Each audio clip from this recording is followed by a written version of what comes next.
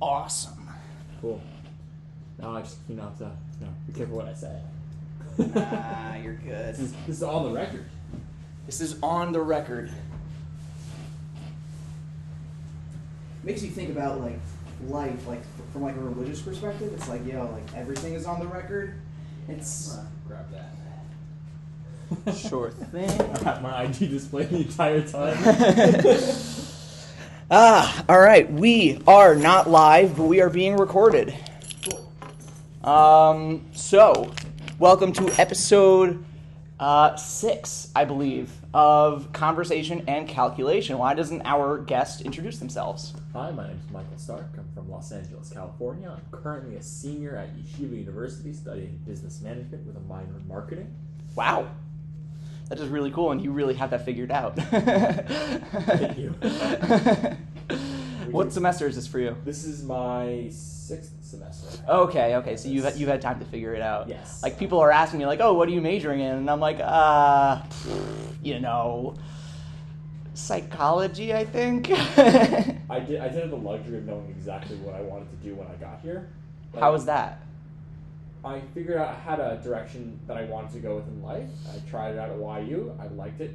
I kept going with it. That's I fascinating. liked the management marketing style of business and just clicked with my mind, and I've been doing it since. So what does that look like to you? You say you have this vision. What does that look like to you? The vision of what I want to do with my life? Yeah. Or the vision of my academic scholarly stuff? I guess first let's go with your academic plan, and then where you see that taking you. So I knew I wanted to be, when I started college, I know I wanted to be in like the space of potentially doing operations, management, maybe some marketing thrown in there also. So I signed up for your basics, principles strategy course, your basic marketing principles course, your accounting course. And I signed up for like my basic writing course to fill out my schedule. Loved my management course. Had a great time. It was a lot of fun.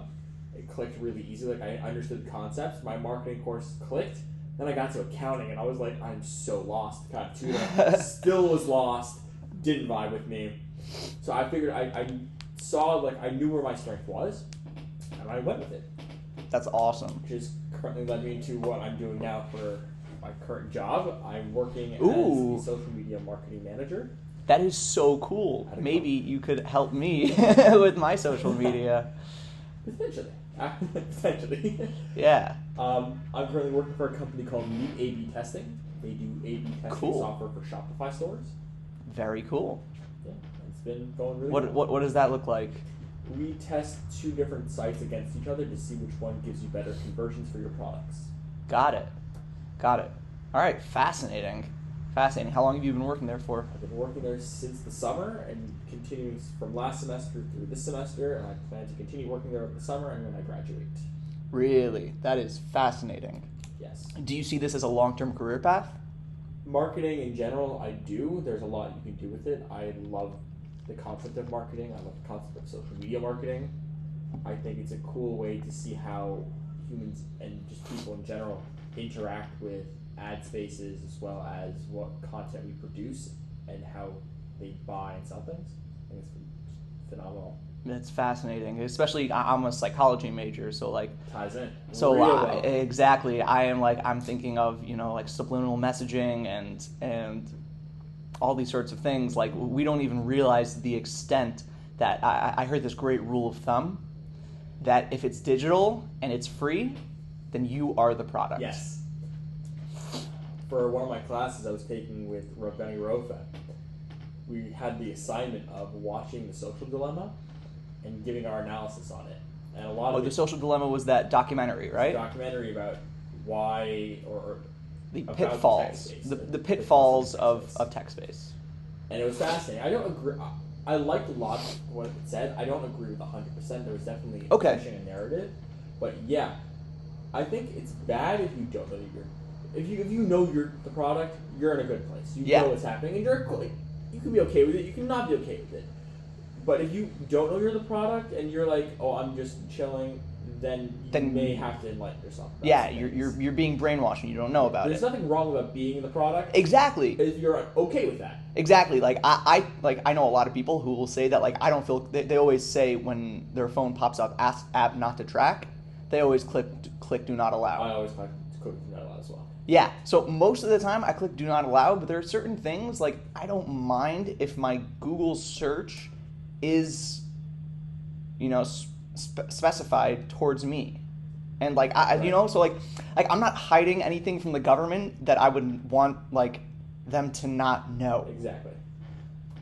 Crazy. I don't know if this is true or not, but this is like a theory that your phone listens to you regardless if it's on or off. Right, of course. I've heard that a lot. I attempted to test this theory. You know how I've been going to Broadway this last couple of days? I think I've been to 3 shows in the last week. Are you serious? What shows? So last Saturday night I went to Aladdin. Ooh, nice. Yesterday I did a double header of Moulin Rouge at the 2 o'clock matinee. Wow. And then I did 7 o'clock Book of Mormon. You saw the Book of Mormon? Both of them were fantastic. Oh my goodness. Okay, literally all 3 of those have been like on my list to see for years now. Now it's the time to go. Let's go to Broadway. It's such a good time. Props to Broadway. So there's a joke. Like I was sitting in Krispy Kreme with one of my friends, waiting. I was like, "Yo, let's do the Hamilton lottery." It was a month ago. So he's like, "Okay, fine." And then goes to this one, like whispers, "Hamilton win, Hamilton, Hamilton, Hamilton, win the lottery." Ends up winning, but just didn't check his email, so we couldn't go because we like lost the opportunity to buy the tickets. But it worked. So I was like, you know what? Worked for him. I'll do some Broadway lotteries. Why not? I kid you not. I whisper to my phone. I'm like, win the lottery, Broadway tickets. I love Broadway. Please let me win. I end up winning. I have no idea if that's connected or not. I really don't want to have that be connected. It's coincidence. It's I a really little too hope creepy. it's coincidence, but like, it's kind of nuts. It's a little too creepy. But it's fascinating because you would think that the lottery is a separate computer program from your phone. So Right. It shouldn't work. It shouldn't.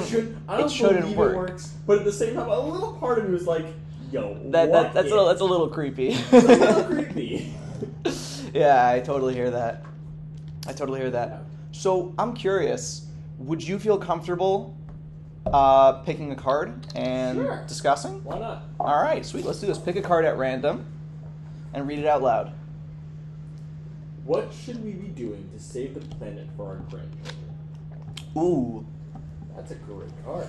Okay. That's long-term thinking. Long-term A thinking. lot of college students do not do long-term thinking. What could we be doing to save the planet? I mean, there are like the easy answers, like paper straws and stuff like that. Look, Even I hate paper straws. who doesn't hate paper straws? I hate paper straws because besides the fact that they're paper straws and they're really bad for the drink, we're not getting rid of any of the other plastic that's harming turtles. Exactly. But it's noble in intent that we Right. are at least making progress. It's just not practical. Even if it's not practical, the point is that it's a fundamental shift. Like, for example, there was this Dvar Torah that I always heard in yeshiva that went basically along the lines of like, whenever making a Kabbalah by Yom Kippur, people always say like make as small as possible, make it as small as possible. Therefore, So like your New Year's resolution should not be a complete life turnover. It should be like, I am going to do one tiny little detail. I'm going to say Aleinu with kavanah for the first 3 seconds. right. Like something like that. And the Dvar Torah that I always heard was like, okay, so what does that accomplish? Small changes build, and eventually they become big changes. So it's not just that. Even over the course of a lifetime, right? If you were to add up 0.01%, 0.01%, 0.01% every single year, you would still only get to like 2%. So that's not radical change. The idea is that it's a fundamental change in how something is. For example, a child takes their first steps and then they fall. There's nothing that's really impressive about that. They took a couple of steps and they fell. We take steps all the time. But the difference is that there was a paradigm shift from something that was incapable of walking to then beginning the process of walking. So that's where we see these small changes actually, making a difference is when it's a paradigm shift. So I think the same thing with paper straws. That true. Is it going to make much of a difference for our ecosystem? Probably not. But it's a new way of thinking. Exactly, it's a paradigm shift. So I'm going to take a different approach on this question entirely than the whole, our planet is burning. Okay, go for it. It's what do we need to change in general? I'm not saying from an ecological standpoint. I'm saying Could be from a humanitarian standpoint. It's more from a humanitarian standpoint. Yeah. What do we need to change from ourselves as a society that we're doing that potentially could be bad for our future generations? What can we do to improve on things that we're already doing well for future generations? And then after that, you can go to the ecological stuff. But if you don't solve... The ecological stuff can't be solved unless all the humanitarian issues are solved first. Or big... I'm not certain about that. They can be solved at the same time. What I'm saying is if you fix the thinking, the actions come afterwards. Okay. We were discussing this. But we could all be sitting in a circle singing "Kumbaya" while burning carbon right. fossil fuels. So I'm not saying sit in a circle singing "Kumbaya." There's the idea of in psychology of the triangle. There's actions, there's thoughts, behaviors, and emotions. Okay. We're not able to control emotions. We can control thoughts and behaviors. Thoughts and behaviors influence emotions. Right. So if you change the way you're thinking, eventually your actions will then change, which then change the emotions that go with it. I would say the same thing applies to saving the planet or bettering, not necessarily saving the planet as the card says, but more bettering the future. It says specifically the planet? It says save the planet, so I don't entirely like the card. Okay, but we can generalize. I'm changing what it is. Yeah, it's fine. It's supposed to be a prompt, not a... Exactly. Yeah. In order to make the future better for the future generations to come, like for my kids and my kids' kids and my lineage and for the betterment of the human race, we need to change how we think about certain things, change our behaviors about certain things, and everything else about the future will fall into place after that. You need your two base blocks in order to get to where you want to be. And what would you say those are? Morality, which I think is missing from a lot of the world. Okay.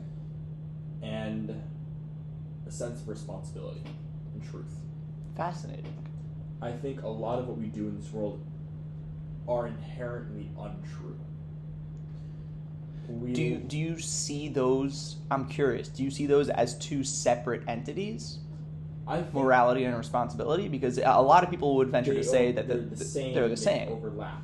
They definitely have a lot to do with each other, but I think there's minute differences that you can classify them as different. In this context, I think I'm just going to go with two different things. All right, just go with it. It's definitely going to sound better on the podcast. Yeah, just roll with it. No, when it comes to morality, morality is based on religion. It is. You take religion out of everything, you have no sense of morality. Morality comes from something. You go back long enough, you see it comes from religion. I mean, that's what we would call moral relativism. Yes. Which is the idea that there is no morality. So, exactly, unless you have an objective perspective, then you automatically have more relativism. Correct. So I think because of the way society has started to trend, we're doing a lot of things selfishly. We don't do as much for anybody else, other than maybe our insular community, like my small group of friends here and there. I'm not talking about like Jewish community. I'm talking right. Communities as a whole, America, the world.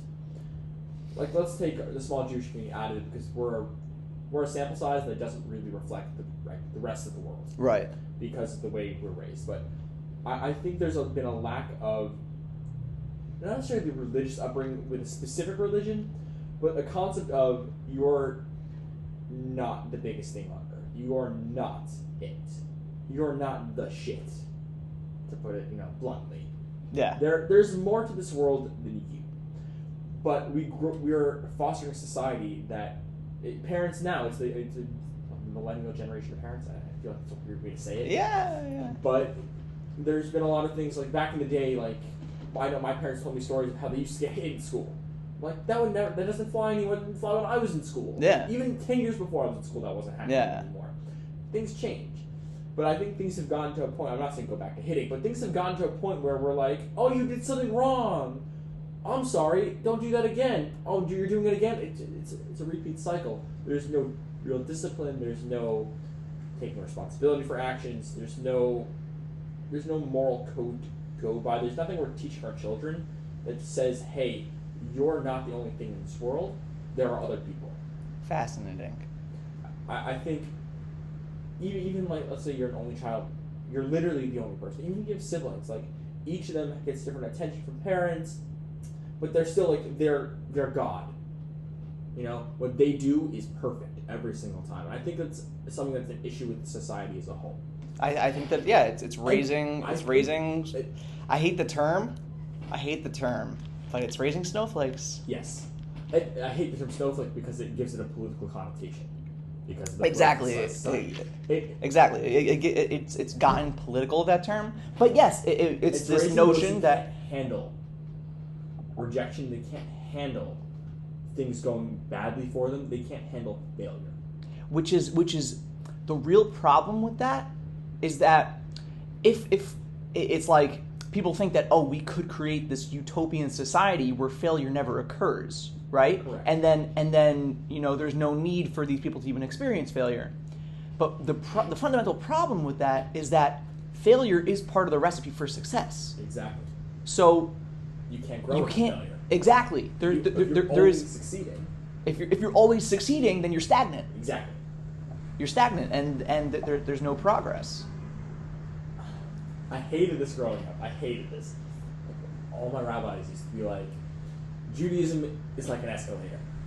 You're either going up or going down. There's no standing. I've heard that a lot. Yeah. I didn't like the metaphor because I was like, you can't equate that because people are always on the same level. But as I've gotten older, I've realized it's true. You don't really hold somewhere. Like, yes, you can be on that step, but are you going in an up trajectory or are you going in a down trajectory? It may be slow, not as fast as an escalator. You may be slowly like shifting one way or the other. But we don't live in bubbles. You can go back and forth between the zone. We don't live in hermetically sealed situations. We live in a very, very fluid, complex reality. Yes. So I want to use the escalator metaphor for the scenario that we're talking about with responsibility and taking action with morality. If we're currently moving in a more decline where we are snowflaking, use a horrible term. Yeah. I hate that term. It's such a shame. It's such a shame when good words become politicized. Like another word that became politicized was optical allyship. Optical allyship is this terminology. I forgot that there's another more common term for it. Like virtue signaling. Virtue, yes, I've captured that one. Yeah, virtual signaling and optical allyship are synonyms. But it's the idea that, like, it's such a great term, but it's become so politicized that, like, you can't use it in a conversation now without... The definition has changed. Even though the concept itself is something that's so unique that the word itself taps into this concept. That's how you know it's a good word. When a word really gets to the root of a concept, then that's a good word. It's a good word. And it's a shame that they've become politicized. Yes. So the issue is with raising our children to only succeed. We all want our children to succeed. We all want generations to succeed. But raising them with the fact that you can't fail ever, that there is no failure. You'll never experience failure because you're my perfect little, angel. That trajectory is the downward escalator. Yes. Now, I'm not saying the upward escalator is you're going to fail, you're going to fail, you're going to fail, you're going to fail, because that's also a downward escalator.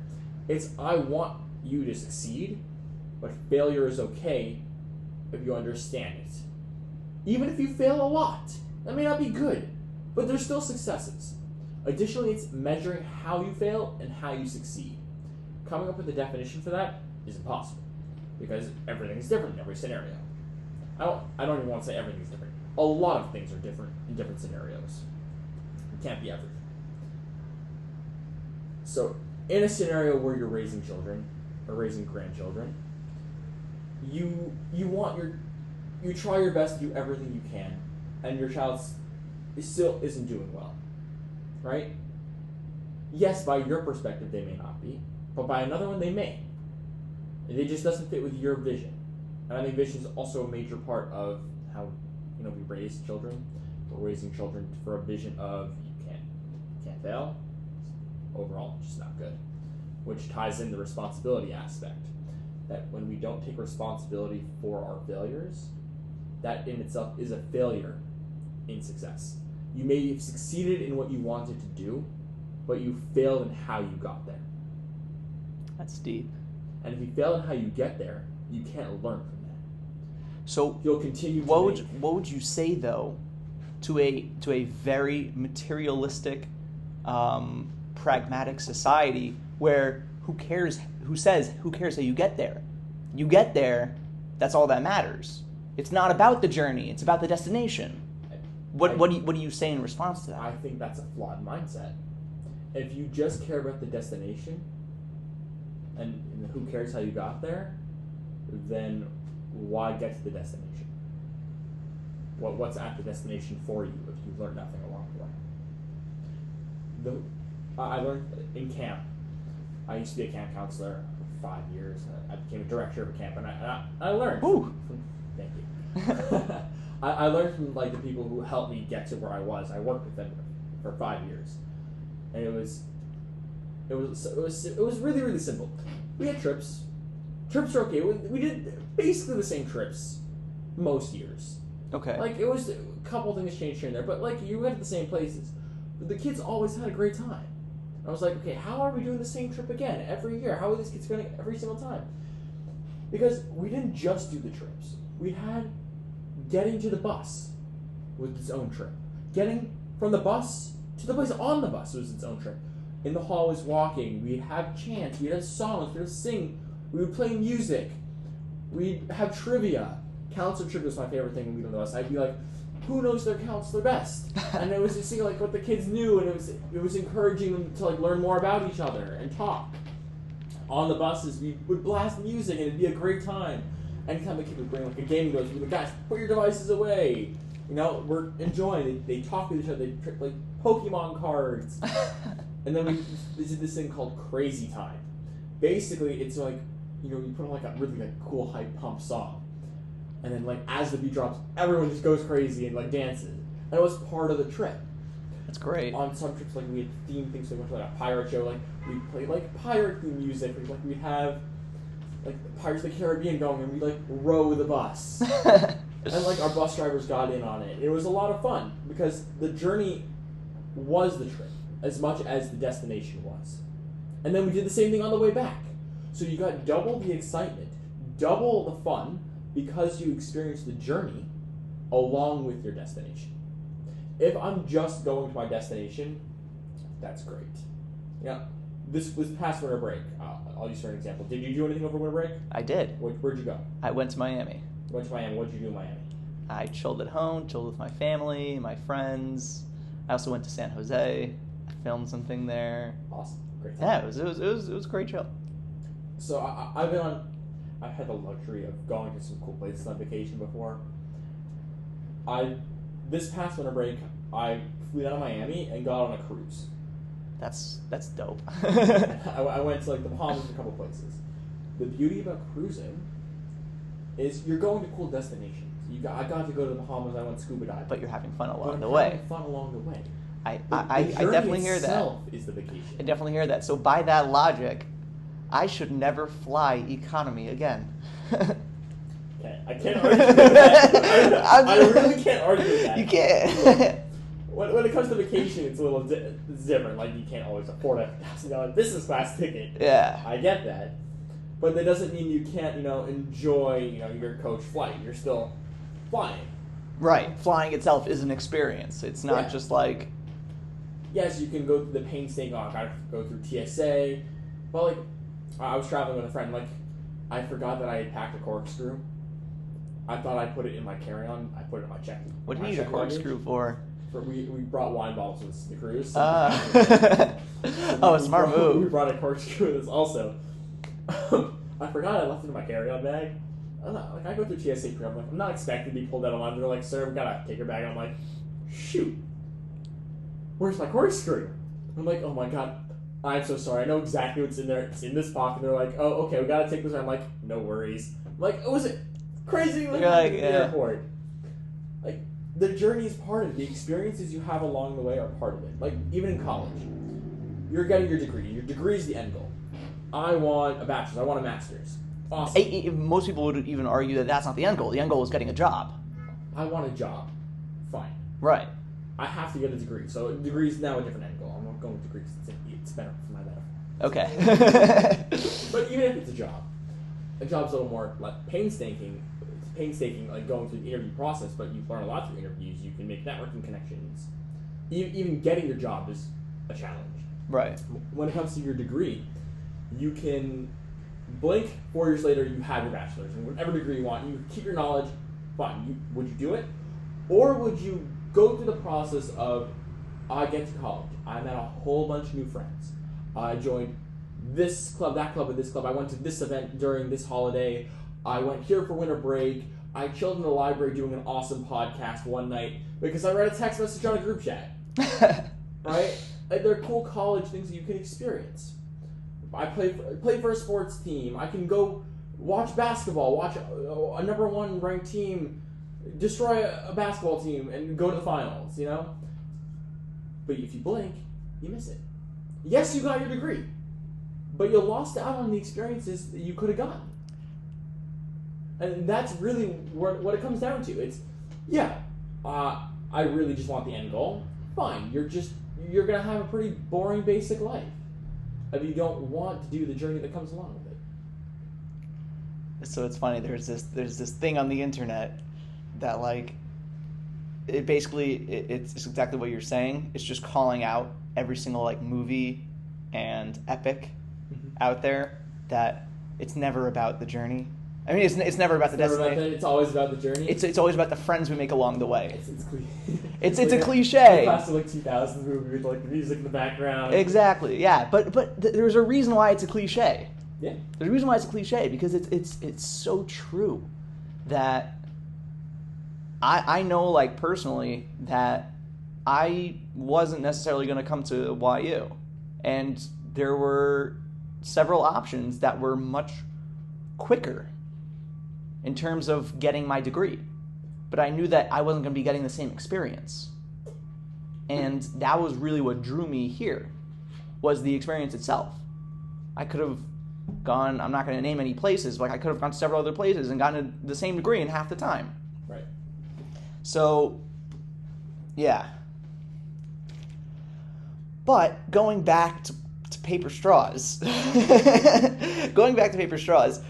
what I would want to give over to my grandchildren is not... So I have a whole laundry list of things that I would want to give over, but I have a feeling that, like, we're applying Occam's razor here, so, like, it has to be as simple as possible. That's up to you. Let's keep things interesting. Okay. Let's keep it interesting. It has to be as simple as possible. So what you said was morality and responsibility. So I would say it would be curiosity and a sense of humor. I like that. Thank you. And I think that from those two, I think that those two are mutually exclusive. I think they're also lacking in the world. I think they're mutually exclusive. I think they're lacking in the world. And I think that from them you can extrapolate everything that I hold dear. Give me an example. If you're curious enough, then you'll learn about the world around you and the ecosystem, and you'll see that, hey, the world is slowly dying, you know? And if we don't do something, then we're going to soon hit a point of no return. And that's from curiosity. And then that's the world around you. And then humor is the world within, where if you don't have a sense of humor and you take yourself too seriously, then everything becomes too much. And I just find that, like, that was one thing that I really learned in Israel. I learned in Israel, like, the way that I always say it is, I learned to take life seriously, but myself not so much. I used to take myself seriously and life not so much. And then Israel really taught me to take... Oh, Siri keeps... Yeah. I learned to take life seriously, but myself not so much. And what I mean by that is that the people around you, they matter, and you have to realize that. But your day-to-day. Not just your day-to-day. I mean, like, the way you view yourself doesn't have to be like, I am the greatest of all time. It's like you can chill. Yeah. You can chill and be like, Exactly. yeah. So that's what I mean by taking yourself not so seriously. But other people, you have to recognize their greatness, and other people recognize their importance. This does sound like a recipe for poor self-esteem, but Disagree. I could hear the argument for it. I could hear the argument but of I how. happen to like your interpretation of this. Thank you. Yeah. All right, should we pick another card? I'm down. All right, Who's sweet. your pick? I picked the last one. All right. How are you able to love someone you don't agree with? Ooh, that's a great card. This is a deep card. How are you able to love someone that you don't agree with? It's actually, this reminds me, in Israel, so I am like a very skeptical, cynical person. Mm-hmm. In terms of like knowledge and information. Not in terms of like trusting people. In terms of trusting people, I'm very naive. Trust everybody. But yeah, I trust everybody, and like, my parents always had to tell me, like, don't trust strangers and whatever. Like, they always had to give me those talks. Because I was always like, whatever, they seem like a nice person, so yeah. But in terms of like knowledge and information, I'm very skeptical and cynical. And so I am like the last guy to believe in a fortune teller. Okay. In Israel, my friend, right, this was the height of Corona. It was my second year there, the height of Corona return. Right. So it was over Sukkot, and everything was closed. We're trying to figure out what to do for Chol HaMoed, right? So my friend is like, "Yo, I heard about this fortune teller, and she's open, and whatever. Let's do it." Okay. So I'm like, "All right, we got nothing else to do. Like, all the beaches are closed, and like everything is closed. So yeah, whatever. Let's give it a shot." My mind was blown. Okay, when I walked out of there, all I could say was like, "Oh my God." It was the most frightening experience of my entire life, because I specifically did not say a word the entire time. I knew that a tactic of a lot of fortune tellers is that they'll try and elicit information from you by leading you on into conversations, and I made sure that I kept my mouth shut the entire time. She read me like a book. Okay, she's a palm reader, and she did some crazy things. She did like some cool party tricks. Like she started off by like listing my siblings in gender and age order, and I was like, okay, that's pretty cool. But like, come on, what can you really say about me? So one of the things that she pointed out was that if you look on my palm,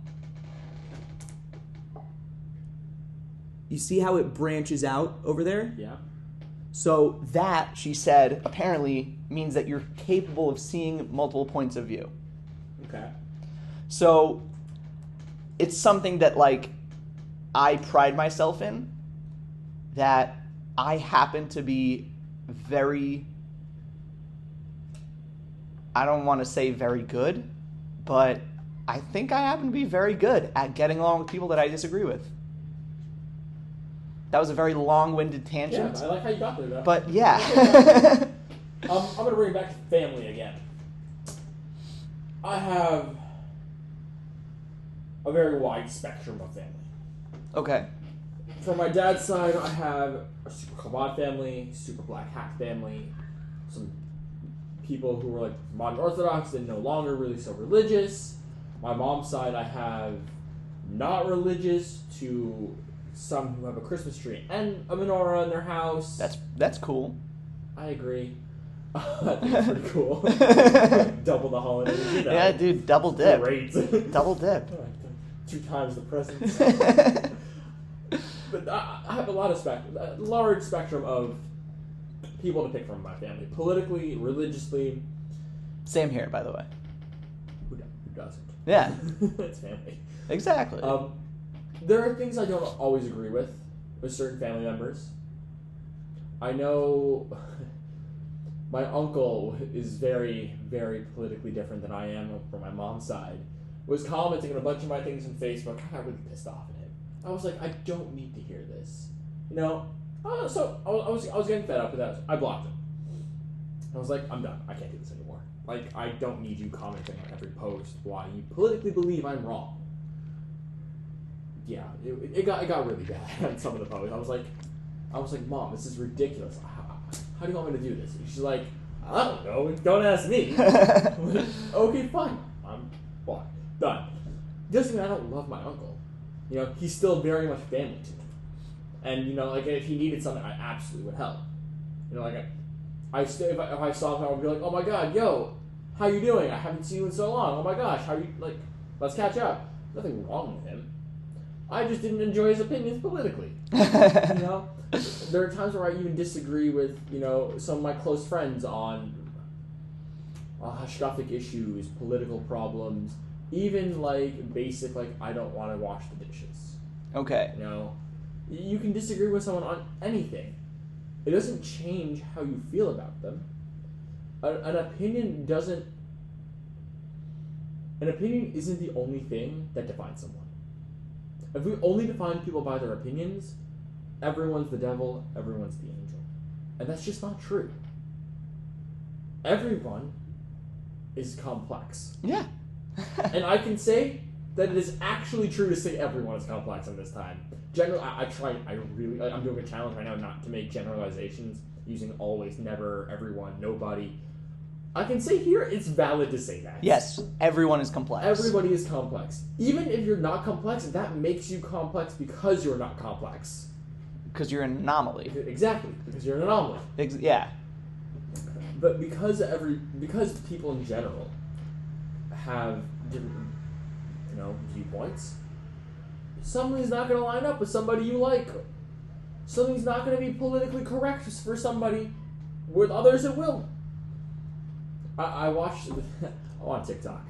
There's a YU TikToker, and she calls YU out a lot, and on a lot of the garbage that happens at our university. Like the differences between our gorgeous library we're sitting in right now versus the one down on the Barron campus. You know what TikTok? You know what I'm talking about. I've actually never been. I've just heard. It's a lot smaller. Yeah. But they're also in Midtown. Right. There's a different, like, so I had a conversation about it, and she's like, well, this is inherently wrong. And I'm like, I disagree with you. I don't think you're right.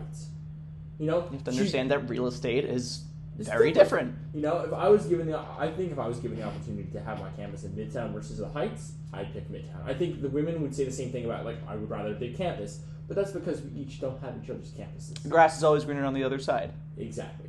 I don't think she's wrong any more than I think I'm right. You know, like, I do think I'm right, but I also understand her opinion on why she feels the way she does. Does that make me any less friends with her? No. So, I'm just curious. Both of us, being bachelors, are using this question and kind of distancing everybody that we're referring to. Like, yeah, of course, my family, my friends, but what if it's a significant other? What if it's your significant other? What if it's your spouse that you find you just really disagree with? Would that be problematic? I don't know. It really depends on the issue. And depends on what you want for your future. If you really disagree on something that's trivial, like, we're holding water bottles here, right? Yeah, we're sponsored by Essentia. Thank you, Essential, for our wonderful water bottles. Yeah, sorry, Dasani. we were sponsored by Dasani. Oh, that's yeah, so sad. but Nagel's Bagels was closed, so I had to get from the other place. Yeah, yeah, the calf. It says it's 9.5 pH or higher. If my significant other was like, oh my god, how dare you drink something 9.5 pH? You have to drink something at a perfect balance 7. It's not healthy for you. You have to do it. No go. I would compromise. I was like, okay, fine. I won't drink high pH water. But if the issue is something or a topic that can impact the future, such as I really want my kids to be raised a specific way, and this is a non-starter, and you really believe otherwise, I think you have a very difficult choice ahead. Yeah. There are things you can love someone, and you can disagree, but I think if you're going to be dating someone and you're going to try to create a family, there are things you have to be on the same page about. Yeah, I think that you bring up a very good point. From a Hushkuffic point of view. Yeah. And when you say, correct me if I'm wrong, but when you say Hushkuffic, you don't only mean religion. You mean outlook on life. Yes, I'm using the general Jewish term, but yes. Your outlook on life needs to be with a similar mindset. If you're going to live with them, if you're going to create a life with them, you have to have a similar image. If you're going to create life, if you're going to create life, if you're going to have kids, you need to have somewhat of a similar image. You can have differing opinions on certain, like, I'd rather my kid go to this school over this school because of X, Y, Z, academics, religious reasons. Like, as long as you're in the same bubble, Right. As long as there's, certain parameters that you're within. For the cameras that can see us, I'm 6'1". As long as you're not like this far apart from each other and your bubbles are like here, you're fine. Yeah. But you need to be roughly in the same. You got to be headed in the same direction. Yeah. You may be on different roads, different lanes, but if you're going in the same direction, eventually you'll merge. I like that a lot. Fascinating. Want to pick another card? What time is it? We're at 41 minutes. It is 6:51. We'll do 6 cards. 3 cards. 6. All right. It's been a long day. It's been a long week. Okay. What have you done from a place of insecurity that has had What have you done from a place of insecurity that has had We're gonna edit this out. We're gonna edit this out. It's a tongue twister. Oh my god.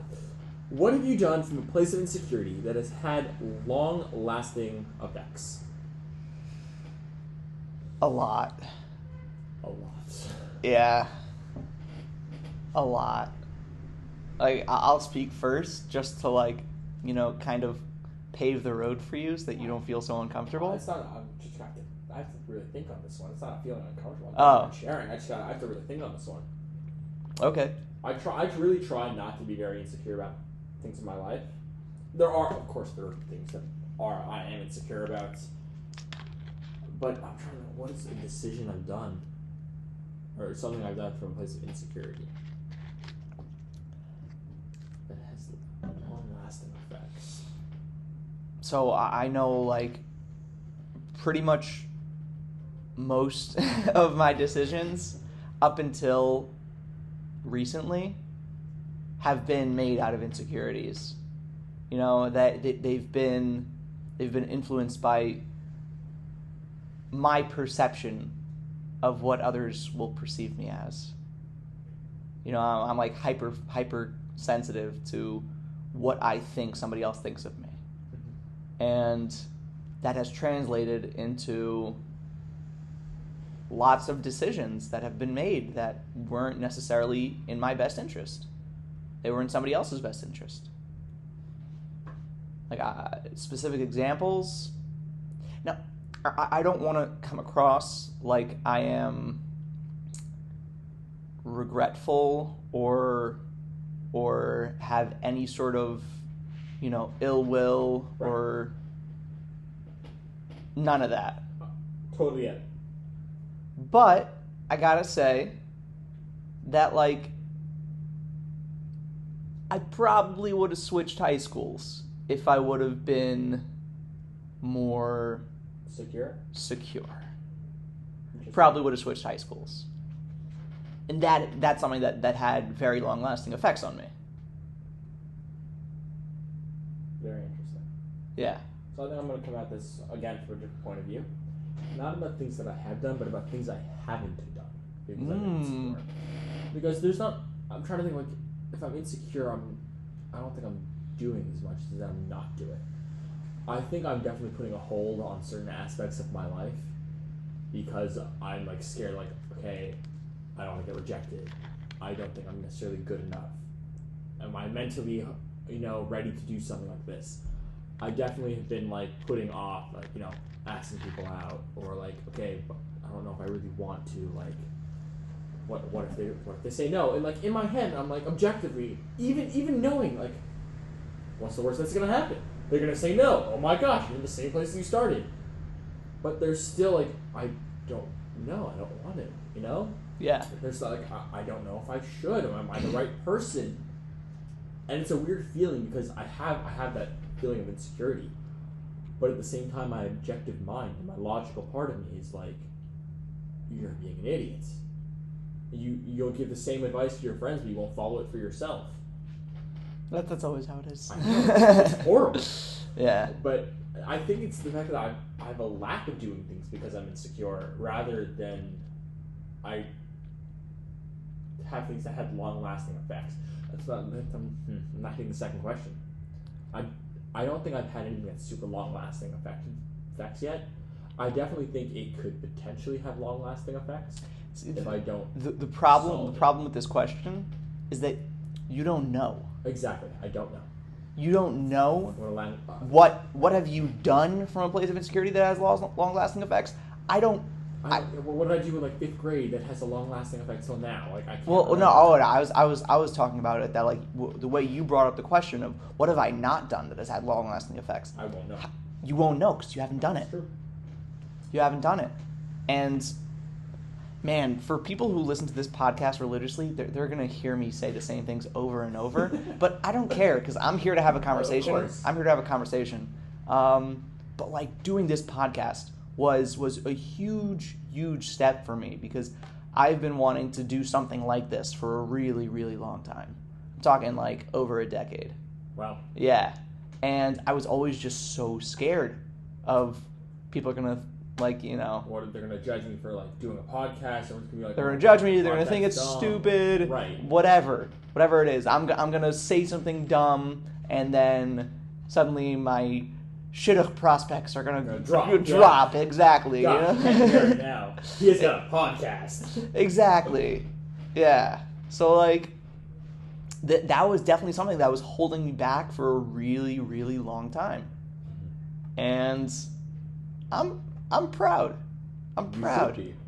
This is very cool. I'm glad I got to be on this podcast. Yeah, I'm also glad. It's been a good conversation. I haven't had a good, deep conversation in a very long time. Thank you. This was awesome. Thank you. This was so much fun. Yeah, thank you for having me. All right. Ladies and gentlemen, Michael Stark. I've got to pause the recording. Gotta stop.